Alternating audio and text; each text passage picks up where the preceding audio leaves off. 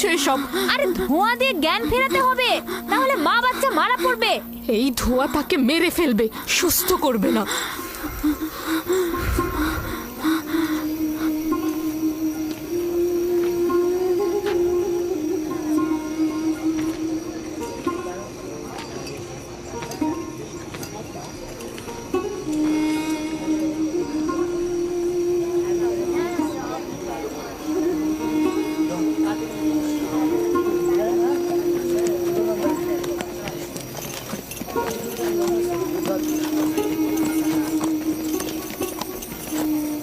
Ishtar মাতে আসছেন। দেখা যাক এবার কার খোদা বিজয়ী হয়, ইয়াকুবের খোদা নাকি মন্দিরের খোদা। আরে পরিষ্কার বোঝা যাচ্ছে বিজয়ী হবে ইশতার।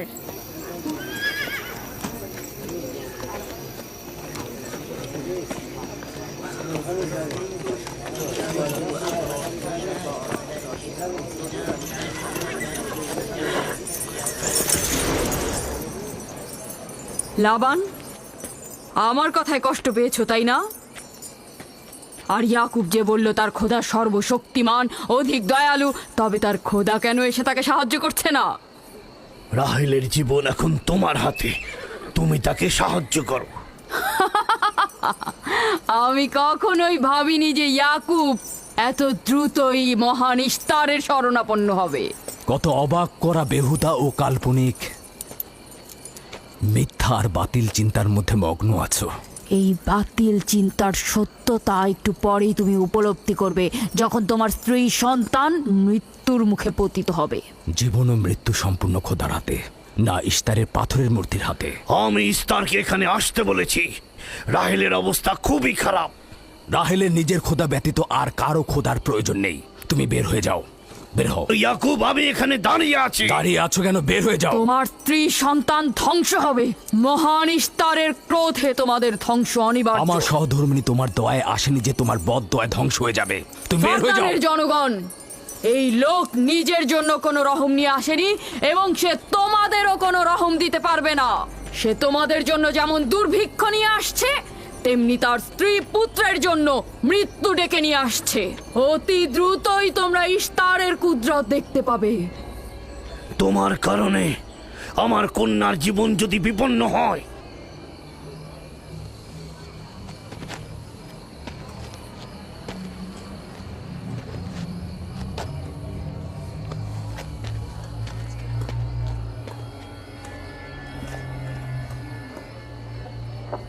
হে পরওয়ারদিগার, তোমার আকাশ মেঘাচ্ছন্ন, কিন্তু ইয়াকুবের চোখ থেকে অঝরে ঝরছে। রাহেল 11 বছর ধরে একটি সন্তানের জন্য অপেক্ষায় প্রহর গুনছে। 11 বছর ধরে ফাদ্দানের নারীরা তাকে কত কটু কথা বলেছে, কিন্তু সে ধৈর্য হারায়নি। কতজন তাকে বন্ধা বাজা বলেছে, কেউ কেউ তাকে নিষ্ফলা ফলহীন বলে ডেকেছে।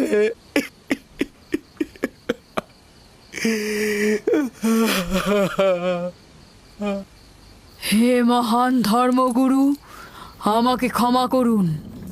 আজ রাতে ইয়াকুব ও তার পরিবারের জন্য খ্বাব দেখেছি। আমাকে একাকী থাকতে দিন।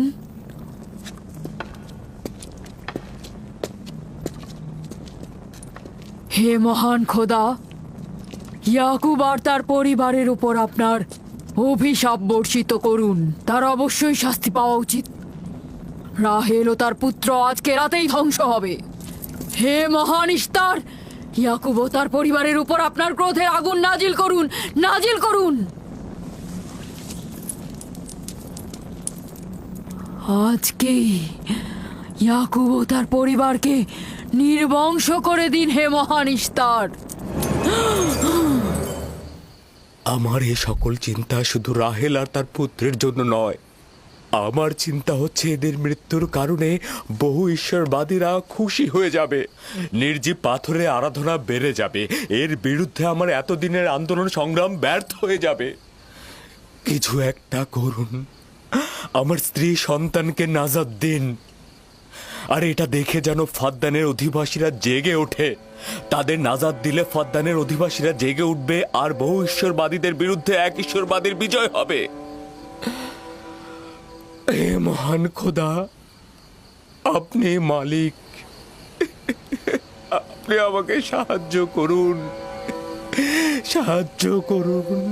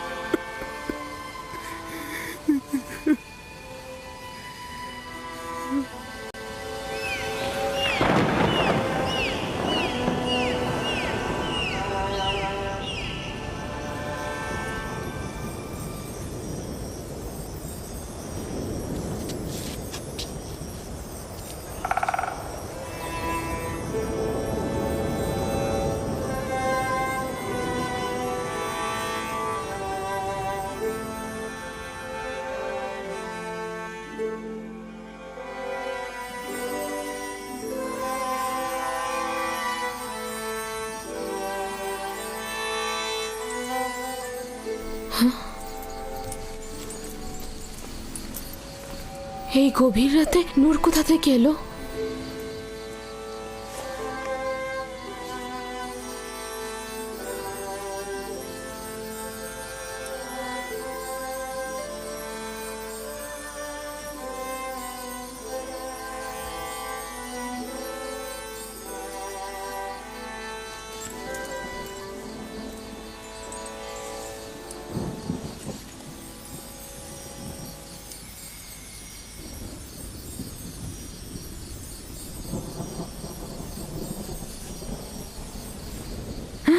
রাহেলের হুঁশ ফিরেছে।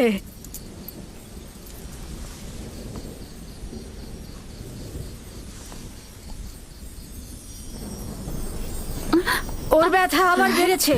রাহেল, রাহেল, রাহেল।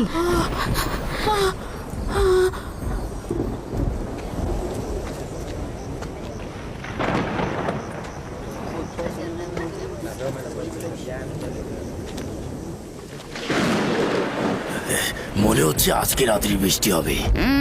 মনে হয় না, ইয়াকুব আর রাহেলই তো ফারদানের দুর্ভিক্ষের কারণ।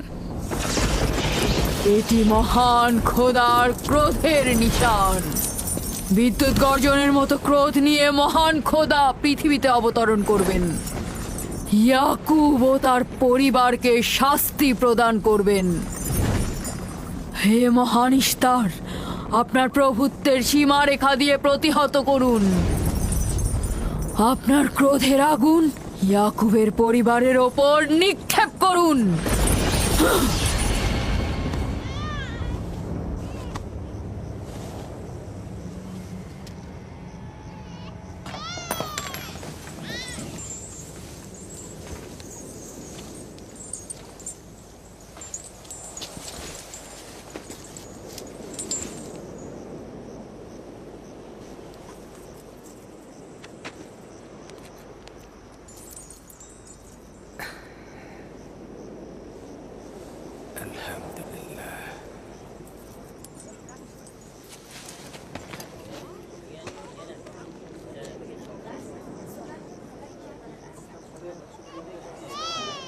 ইস্তার জিগুরাতের ওপর খোদার গজব নাজিল হওয়ার 5 বছর অতিক্রান্ত হল এবং এই 5 বছরে একাত্মবাদী খোদার নিয়ামক ফদ্দানে বিস্তৃতি লাভ করল। ইয়াকুব নবীর প্রিয় সহধর্মিণী এবং ইউসুফের মাতা রাহেল আবারও মা হতে চলেছেন। ইউসুফ, জি আম্মাজান। আজ তুমি তোমার পিতার সাথে মরুভূমিতে যাবে। ঠিক আছে আম্মাজান, আপনি যা বলবেন তাই হবে। এই যে নিন।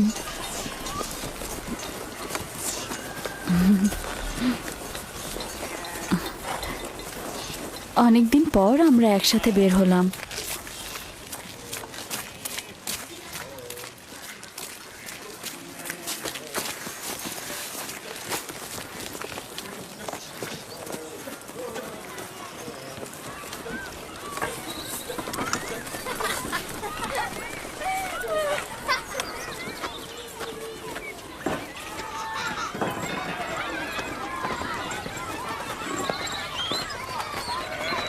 রাহেলের যখন সন্তান ছিল না তখনও সে ইয়াকুবের প্রিয়তম ছিল, আর এখন তো কথাই নেই। আমি আর জুলফা তো ইয়াকুব নবীর বিনোদন সঙ্গী হওয়ার যোগ্যতাই রাখি না। তোমার মা লিয়া তো পারে, তাকে নিয়ে যায় না কেন? সম্ভবত হাতে কাজ আছে, আর তিনি মরুভূমিতে বিনোদন করার মতন আগ্রহী নয়। সম্ভবত। আমাদের তো মনে হয় তোমার পিতা রাহেল ছাড়া কাউকে ভালোই বাসে না।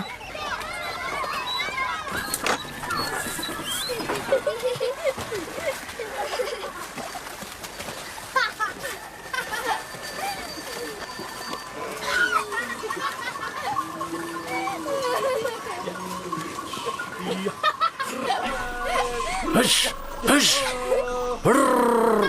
হুশ হুশ যা যা যা হুশ যা হুশ হুশ হুশ হুশ যা হুশ যা। 15 বছর পূর্বে তোমার সাথে আমার প্রথম পরিচয় এই কূপের পাশেই হয়েছিল। আমি ওই দিনই জেনেছিলাম আপনি আমার ফুফাতো ভাই। আমি ওই দিন বুঝেছিলাম তুমি আমার মামাতো বোন। সেই দিন থেকে এই ভালো লাগার শুরু। পিতা ইসহাক ও মাতা রোদকা মনে হয় আমাকে তোমার কাছে হেদায়েতের জন্যই পাঠিয়েছিল। চলো চলো, বাচ্চারা সবাই এগিয়ে গেছে। হ্যাঁ হ্যাঁ, চলো। চলুন।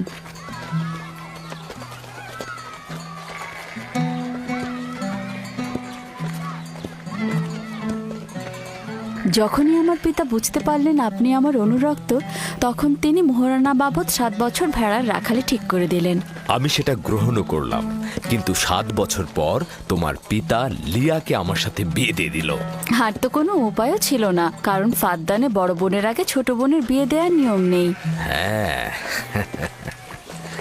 আরো 7 বছর আমি তোমার জন্য রাখালি গ্রহণ করলাম, কিন্তু জনাব লাবান জানে না আমাকে যদি 70 বছরের কথা বলা হতো আমি তাতেই রাজি হয়ে যেতাম।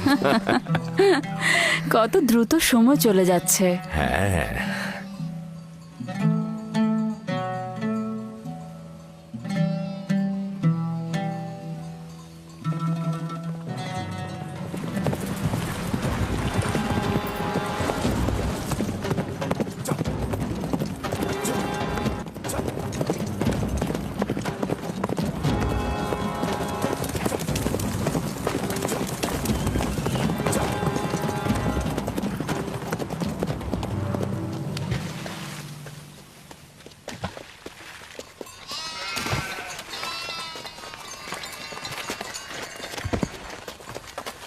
কেন জানি না আমার জন্মস্থান ক্যানানের কথা খুব মনে পড়ছে।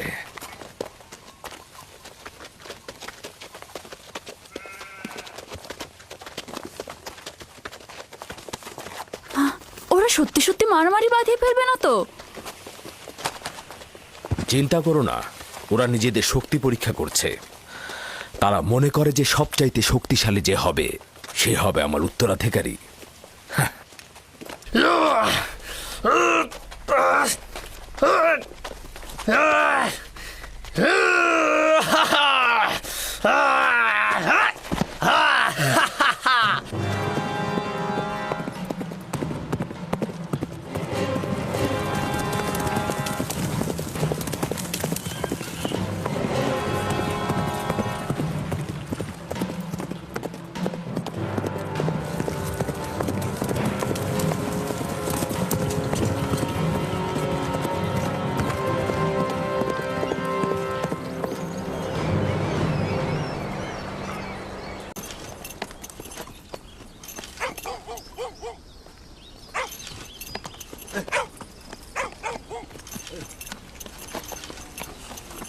সালাম, ইয়াকুব নবীকে চেনেন? পয়গম্বর ইসহাকের পুত্র সে। চিনব না কেন? তিনি এবং তার সন্তান তো ফাদ্দানের কল্যাণের প্রতীক। আচ্ছা, এখন তাকে কোথায় পাওয়া যাবে? তার মামা এখানকার গভর্নর, তার কাছে যাও।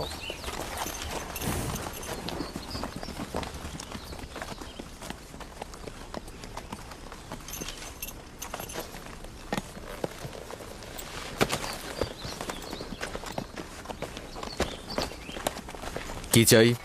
কানান থেকে বার্তা এনেছি, জনাব গভর্নরের সাথে কথা বলতে চাই। ঠিক আছে, আসুন।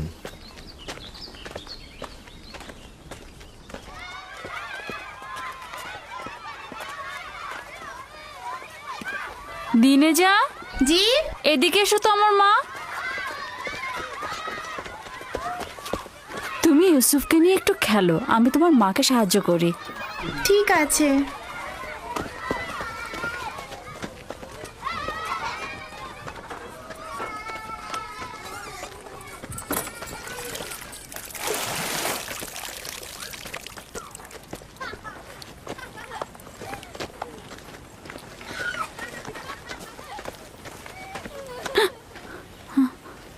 রাহেল, কোনো খবর আছে?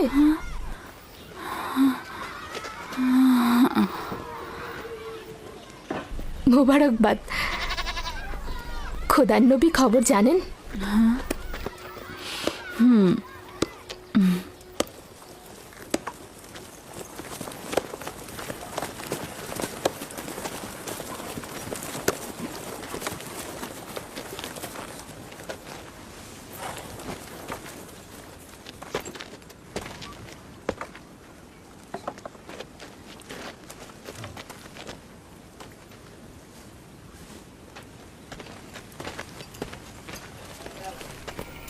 সালাম নানাজান। সালাম আব্বাজান, খোশামদেদ। সালাম, হঠাৎ করে আমাদের স্মরণ করলেন?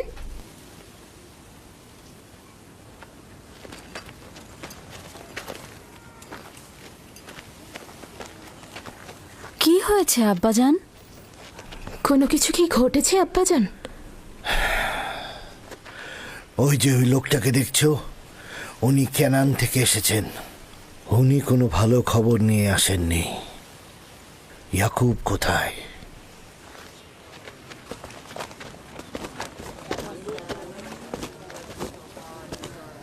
বাবা, আমার প্রিয় মামা লাবান, কি খবর?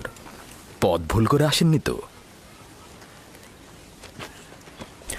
যদিও জানি যে খবরটা তিক্ত, কিন্তু এটাই নিয়তি।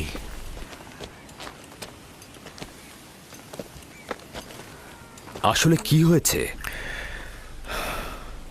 তোমার পিতা ইসাক নবী অনন্তের পথে যাত্রা করেছেন।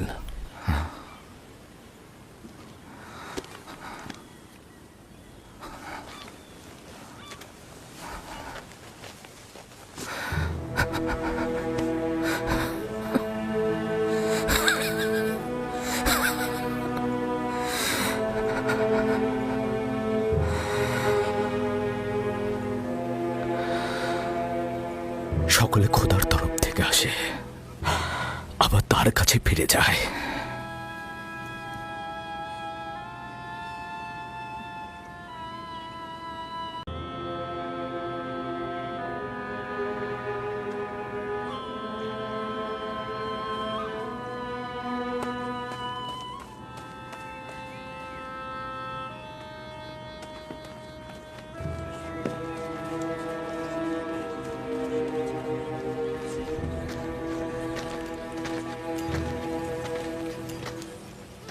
এখন কি সিদ্ধান্ত নিচ্ছ খোদার নবী? ইব্রাহিম নবীর পরে কানানের লোকজনের পয়গম্বরের দায়িত্ব আপনার উপরে পড়েছে, আর আপনার বোন ফাইকে বলেছে এই খবর আপনাকে পৌঁছে দিতে।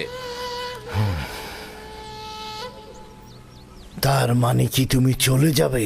মৃত্যুর হাকিকাত অনিবার্য, যা সকলকে বরণ করতে হয়। কেউ পালিয়ে বাঁচতে পারে না, এমনকি আউলিয়া ও আম্বিয়া একরামগণ। আমি তোমাদের প্রতি কৃতজ্ঞ। আমি খোদা তাআলার কাছে সবর ও সহনশীল থাকার তৌফিক চাইছি। হে খোদার নবী, যদি আমরা কসম করি যে আপনার ফরমানের প্রতি আমরা অনুগত থাকব, তাহলে কি আপনি ফাদ্দানে অবস্থান করবেন? আমি ফাদ্দানের জনগণকে ভালোবাসি। তোমাদের ত্যাগ করা আমার পক্ষে কষ্টকর। এটা আমার ইচ্ছা নয়। আমি আমার নিজের ইচ্ছাতে যাচ্ছি না যে আমি নিজের ইচ্ছাতে থাকব।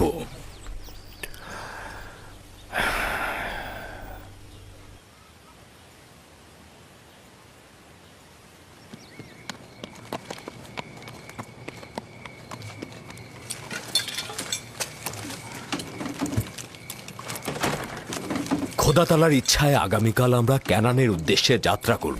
আমি প্রস্তুত। আমিও প্রস্তুত। আমি আর আমার স্ত্রী জিনিসপত্র গুছিয়ে নিয়েছি। তোমরা কোথায় যাচ্ছ? আপনাদের সঙ্গে ক্যানান। আমরা জীবনেও খোদার নবীকে হাতছাড়া করতে পারবো না। আমাদের সঙ্গে তোমরা যেতে পারবে না। তোমরা ফাদ্দানে অবস্থান করো, সেটাই ভালো হবে। আমার এই ঘর বাড়ি সব থাকছে, তোমরা সেখানেই থাকবে। কিন্তু আমি তো আপনার কাছে ঋণী হয়ে আছি জনাব। আমরা আপনার কাছে প্রতিজ্ঞা করছি, আমরা সারা জীবন আপনার খেদমত করব। তোমার আত্মীয় স্বজনদের এখানে তোমাকে দরকার হবে। এটা তোমার মাতৃভূমি, আর আমার সাথে তোমাদের কোনো সম্পর্ক নেই। উত্তম হবে তোমরা এখানে থাকো।